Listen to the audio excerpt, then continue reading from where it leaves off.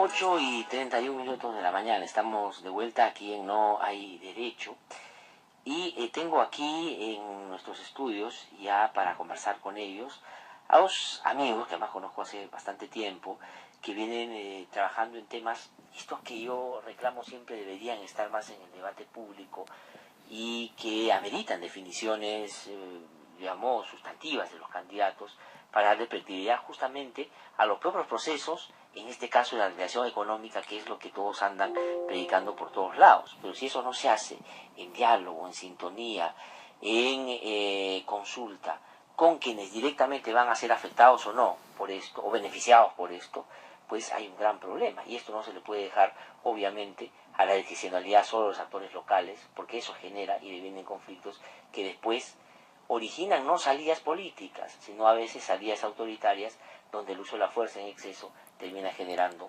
muertos y heridos, como en el país ha pasado ya de manera reiterada en los últimos años. Está conmigo aquí en nuestros estudios Miguel Lévano. Él es oficial en temas de industrias extractivas de Oxfam en su sección Perú. Ellos publican permanentemente una serie de informes, análisis y promueven también campañas que tienen que ver con estos temas. Y está Daniel Cerqueira también. Él es oficial senior del programa de la Fundación para el Debido Proceso. Es una persona que conoce mucho estos temas vinculados a la consulta previa, ha trabajado en la Comisión Interamericana de Derechos Humanos, conoce mucho el Perú, que digamos era parte de la cartera que él llevaba adelante también, y es un conocedor y experto en este y otros temas de derechos humanos. Y ellos han venido porque en estos días se ha desarrollado un encuentro que nos van a contar ellos, que ha tenido una versión oficial, que tiene que ver con la transparencia en las industrias extractivas, pero también una versión de la sociedad civil para contrarrestar y tal vez de alguna manera plantear algunos aspectos que en lo oficial a veces no aparecen con intensidad. Miguel, Daniel, ¿cómo están? Gusto saludarlos, muy buenos días. Gracias por haber venido esta mañana a conversar con nosotros. Buenos días, Glasser. Gracias por la invitación. Voy a comenzar preguntándote, Miguel Lévano, de Oxfam, sobre un tema que a mí me parece importante.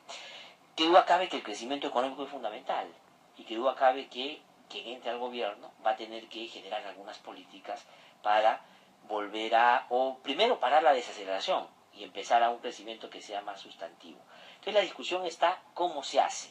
Si se hace como hasta ahora, que digamos no resulta tanto, pero a la vez genera conflictos y genera problemas y no resguarda estándares internacionales, o se hace bien, lo que los empresarios, sobre todo de estos rubros, más bien dicen que es demasiada tramitología y su virtud no es el esfuerzo necesariamente y quieren hacerlo más rápido.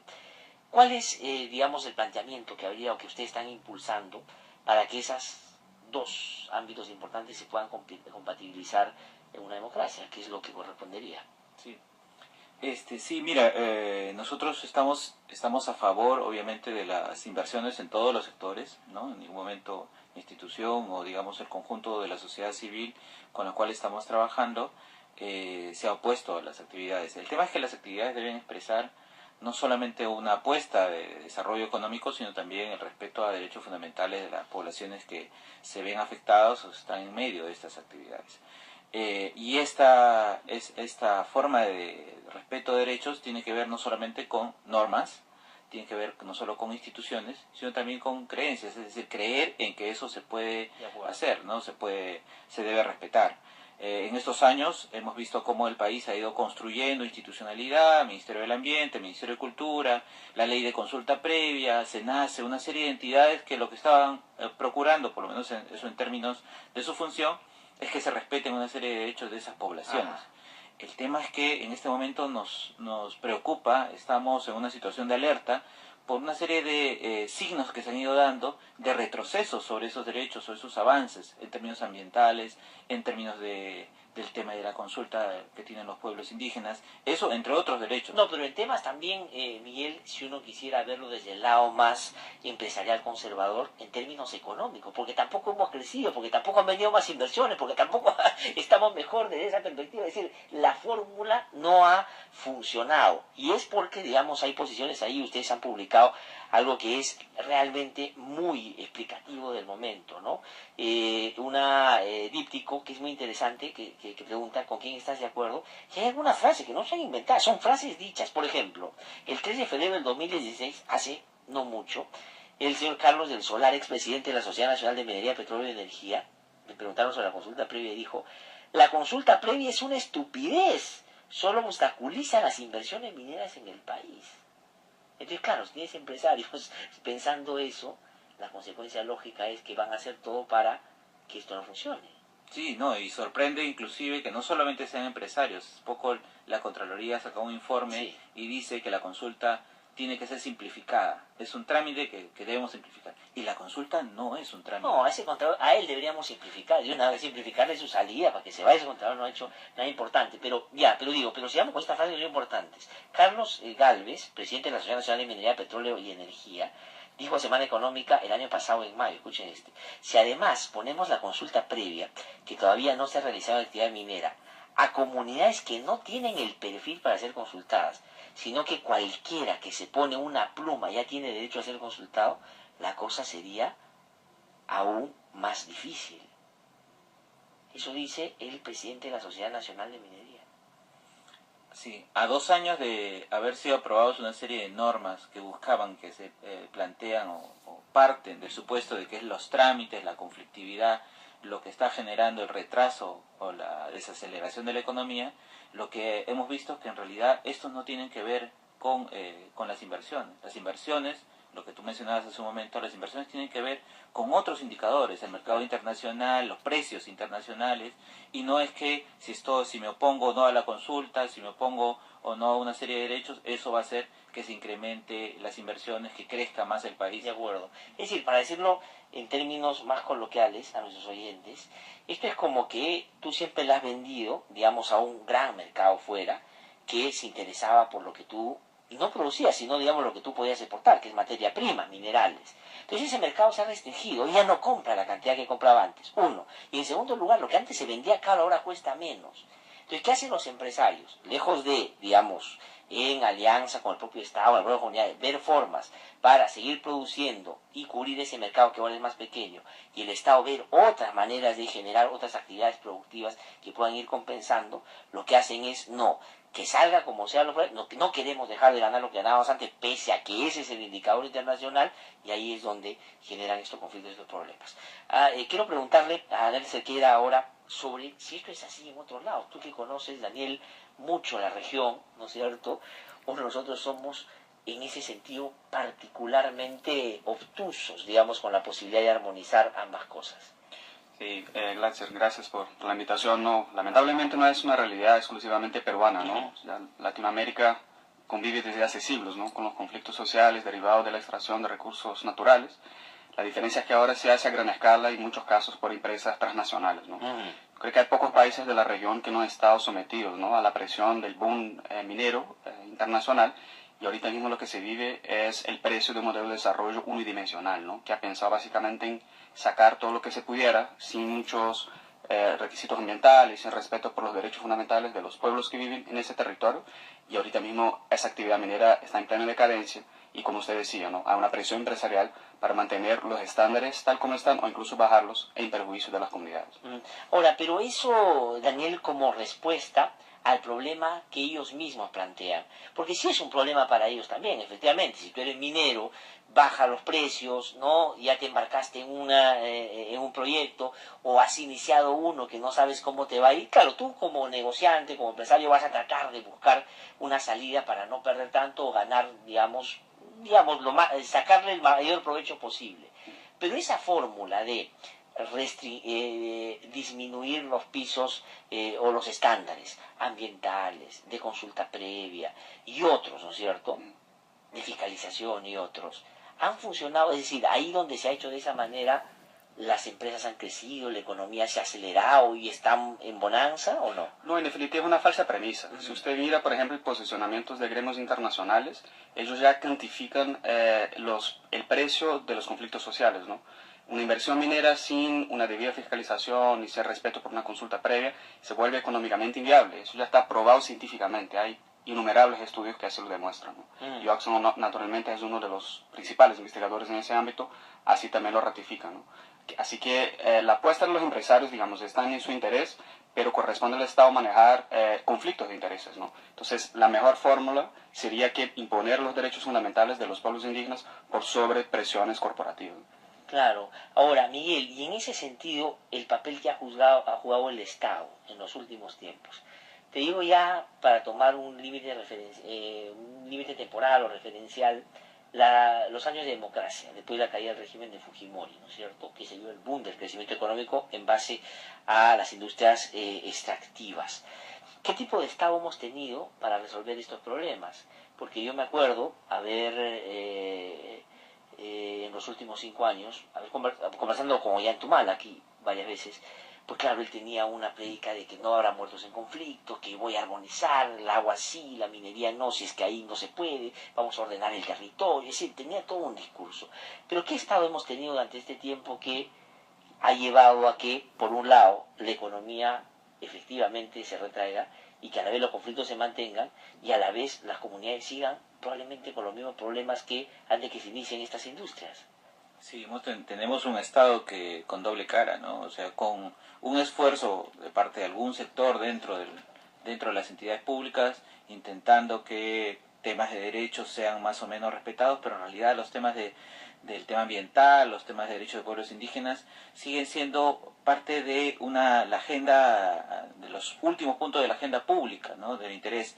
Eso lo manifiesta situaciones como que el gobierno haya perdonado en los últimos 2 años a las empresas que han contaminado más de 55 millones de soles en multas ambientales. O sea, ¿qué expresa ese tipo de Estado? Un Estado que está buscando un respeto, la garantía, digamos, de los derechos en temas ambientales.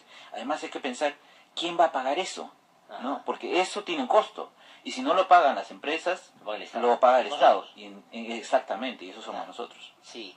Y digamos ahí, en lo que hemos podido apreciar, tal vez los oyentes tengan esto mucho más todavía en la memoria, porque ha pasado en los últimos días, el Estado y los privados, digamos, terminan haciendo una serie de barbaridades en contra de las comunidades que están ahí donde desarrollan sus propios proyectos. Petroperú, por ejemplo, ha estado cuestionado por una cantidad importante de derrames que hasta ahora, más allá de como decía el ministro del Ambiente aquel otro día, maldice empresa Petroperú, que esto no puede ser y todo, pero la gente no tiene acceso a la salud ahorita, no pueden determinar el nivel de afectación en su salud de los derrames. Es una desatención total, mientras aquí, digamos, nos regamos las vestiduras que las cosas no se hicieron como debían. Claro, los derrames son importantes no solamente de atender en términos ambientales y el tema de las multas que obviamente a todos nos preocupa, sí, claro, ¿no? Que estamos hablando de multas que deberían aplicarse a las empresas, no solamente Petroperú, sino también a las empresas privadas. Digamos, Petro, ¿no? Digamos, las 4 cuencas en Loreto cometió una serie de barbaridades y después se armó toda una movilización acá para darle a Petroperú la posibilidad de participar en el lote 192.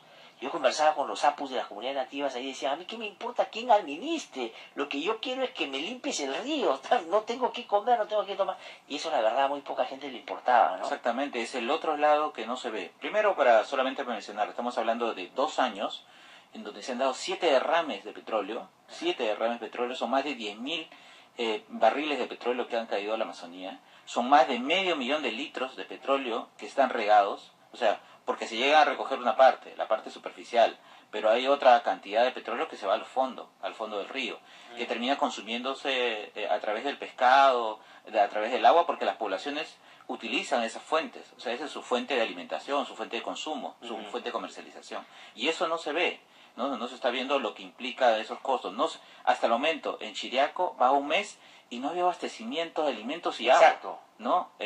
Y son cosas de urgencia que debería inmediatamente el Estado responder, ¿no? O sea, entonces uno no entiende cómo es un Estado que está diciéndole, sí, hay que promover las inversiones extractivas, no, pero no cuando necesito ser atendido en temas urgentes que tiene que ver con no responden. Yo el otro día estaba conversando con una funcionaria pública, que no va a mencionar quién, para no, bueno, en fin, y ella me decía, mira, yo no tengo que comer, no tengo que tomar, y eso la verdad muy poca gente le importaba, ¿no? Exacto. Yo el otro día estaba conversando con una funcionaria pública, que no va a mencionar quién, para no, bueno, en fin, Y cuando yo le decía, pero lo que hay que tener es la salud de la gente. En este momento la gente no tiene agua, la gente no tiene que comer, la gente tiene problemas de salud.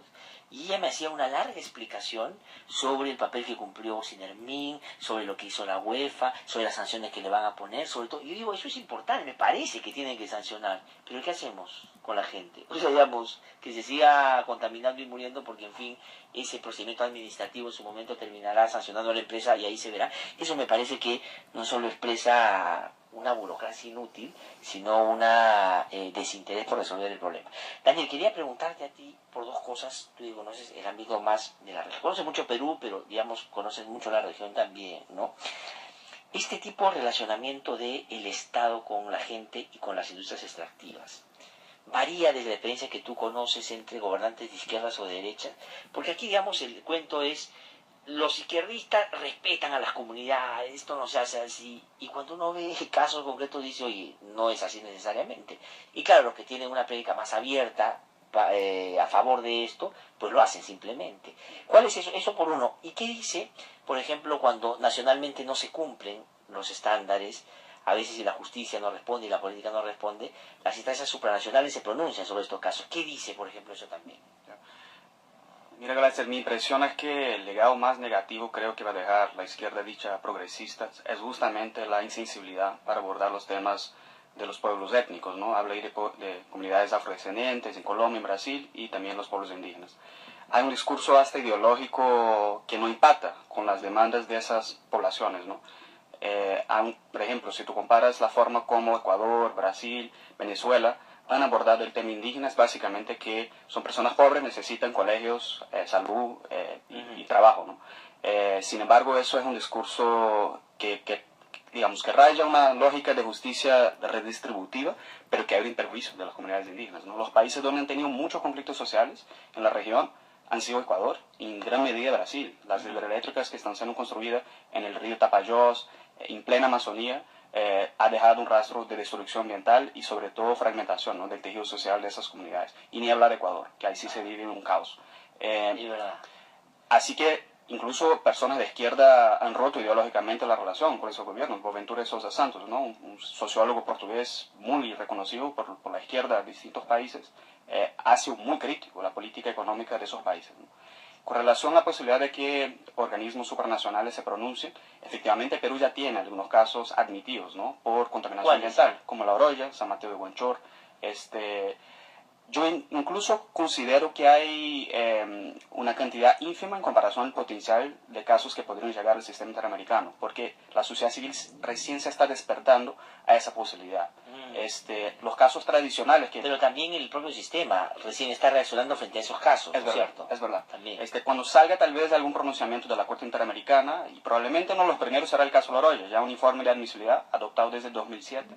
Tan pronto la Corte Interamericana saca una sentencia, el medio académico, los colegios de abogados van a despertar para esa posibilidad y ahí los gobiernos van a tener una encrucijada más complicada. No, además por el carácter vinculante de una sentencia en la Corte. Exacto. Y de aplicación por todos los países que suscriben el pacto, digamos, ahí van a haber reclamaciones internas que van a tomar eso, ¿no?, en sus argumentos. Por supuesto, y ojalá eso mueva el debate Ojalá. político para bien, ¿no? Porque yo entiendo que hay otros temas muy sensibles, como el caso del terrorismo en Perú, pero acá creo que ningún peruano en palestra pública opinaría que la sentencia de la Corte Interamericana no se debe cumplir cuando diga que hay 65 niños con plomo en la sangre, ¿no? Aquí hay gente que ha dicho que los que protestan contra las empresas mineras son terroristas antimineros.